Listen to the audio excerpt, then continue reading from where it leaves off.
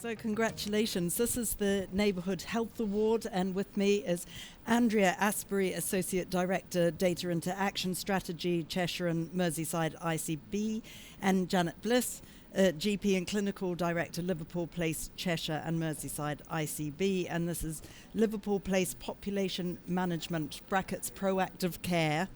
And with me is Anna Race, Sales Director, Human Pharma, Boehringer and Ingelheim. Over to you. So this award, I think, is a really important one. So we see through the 10-year plan multiple times the priorities sitting around, hospital care into community care. We see about, treatments into prevention. I think it's really easy to see this on a sheet of paper, but how do you actually start to do that? And then the Neighbourhood Health Framework comes out, but again, it doesn't necessarily tell you the how. So how do you provide care which is more efficient, scalable, something which is sustainable, and starts to tick all of those boxes. And I think that when we saw the nomination come through from yourselves, I think the impact, the results, what you've managed to deliver and basically tick all of those boxes really shone through. So we wanted to say well done to you, and equally have the opportunity to be able to share the fantastic work that you've done in a scalable manner across the rest of the country and really highlight it. Just tell me what it is. There's a lot here, but is there some way of boiling it down to say what it is you've done? I think it's best described as population health management, and it does what it says on the tin. We're using insight, really brilliant system data to better understand the needs of our population, and not just to describe the problem, but we've made a huge leap forward, I think, by having data which is tangible to clinicians, to clinical teams and wider teams, including the likes of health and housing and voluntary sector, etc. We've translated that from a strategic planning function into something that really changes the nature of direct care. Janet, describe for me what it means for the patients. Yeah, so I think kind of the difference between this approach and kind of usual approaches is we usually work in a very reactive way. So the NHS kind of like sees, kind of patients that it presents to it. But what we're doing with this approach is we're looking at our population data and seeing where the people who are most at risk of falling off a cliff, for want of a better word, but unplanned admissions, A&E attendances, and then we can intervene early.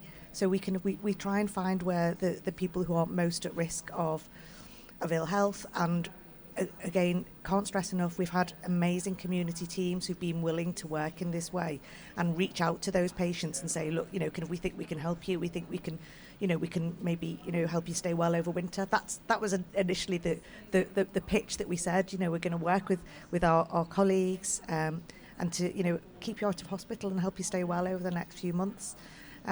And did they understand the need for that? Because, we've had this discussion where you say, patients don't want to go to hospital, but sometimes patients feel safer if they're, in that setting, that they feel they're being looked after, they feel isolated if they're at home. So it's a matter of sort of the communication with the patient. Oh yeah, the communication was key, and we learned that going along, because we first trialled it where the telehealth service that they've referenced in the submission contacted the patients directly, and some of the patients didn't answer because they thought it was a scam.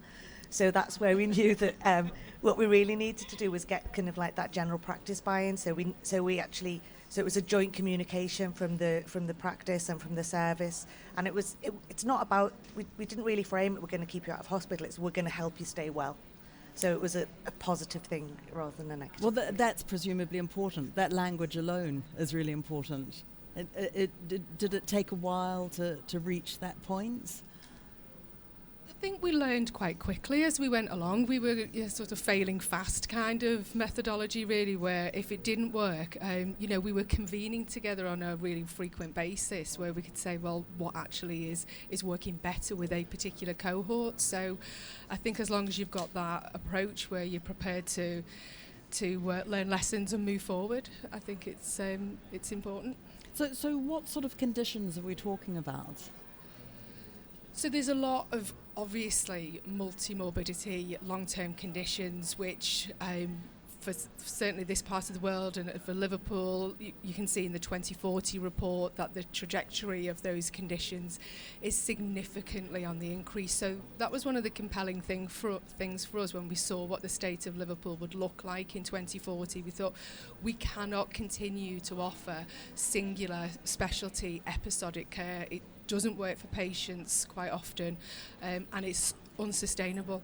So it was trying to coalesce teams who work in and around the management of those conditions to do that in a much more integrated and holistic way.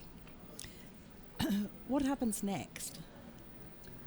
So I think what we one of the things that has happened during this work is that we started off just with a couple of services. So we started off with our integrated care teams, which are specialise in frailty really, and our telehealth teams, which provide remote monitoring for long-term conditions.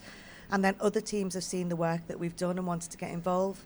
So we now have respiratory teams, we have people with chronic renal disease, we have our kind of like psychology teams working with those long-term conditions and those frequent attenders to try and intervene earlier. We have hepatology, and so the list is kind of like really expanding. I think now really it's to embed it as business as usual, because this isn't a commission service at the end of the day. You know, this, we have been doing this with teams who are just willing to try something new. So it's to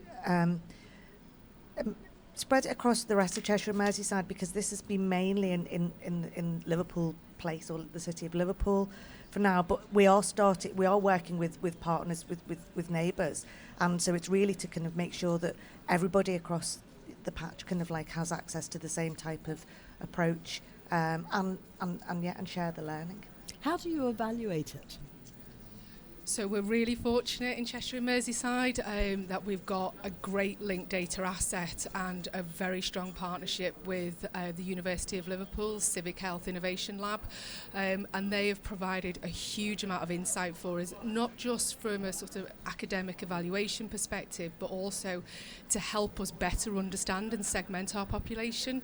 And they illustrated to us that 8% of our households are utilising 34% of health and care resources across Cheshire and Merseyside. So that partnership is really strong for us, and we'll absolutely continue to build upon that.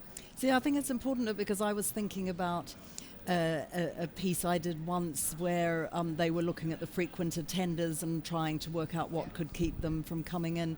But it was a very intensive service, and it was very hard to actually make the economic model for it, even though you were hopefully keeping these people out. And that's what people will ask, isn't it? You've got to show that it is value for money. Absolutely, and I think we had an example for high intensity users actually with our integrated care teams, and they looked at those who are high intensity users of A&E or GP practices, and they really made a difference with the HR use for general practice, but actually realised the composition of their team wasn't quite right to head off those A&E high intensity users. So it's that constant learning and reflection, and then modification of the teams involved in the model so that you try and get it right. Just one last question. I mean, you mentioned that you had this sort of collaboration and this help from Liverpool University. So other regions won't have that sort of access to that sort of granular data. So how could they use this model without that access? I mean, I think kind of so understanding the data is one, and that is really important. But there are other sources of data out there that people could use. I think it's about the approach about doing it at a population level. So not just doing it across, for instance, in certain GP practices where they're really engaged and they're really kind of, you know, they want to do it, applying it across the patch. And that actually takes a lot of kind of negotiation with GPs around data sharing, and that, you know, we need to get our GPs to buy into that. And similar to Dr. Jess before, you know, kind of like sometimes LMCs will say, well, this is going to, you know, cause more work for our GPs. We had the same pushback. And actually, we almost had the same outcome, is that we trialled it kind of locally, and the actual impact on general practice was minimal. So, it's about kind of like getting everybody in the same page and getting them to understand that actually this is for the benefit of everybody. Change is hard. Yeah. Change is hard, and it does come with a cultural, as the Mental Health Award showed. You need to look at the culture as well. Well, look, congratulations! It's very impressive and well deserved. And I hope that it keeps going and expands, and we will see it across the country. Thank you so Thank much. you. Thank you. Thank you.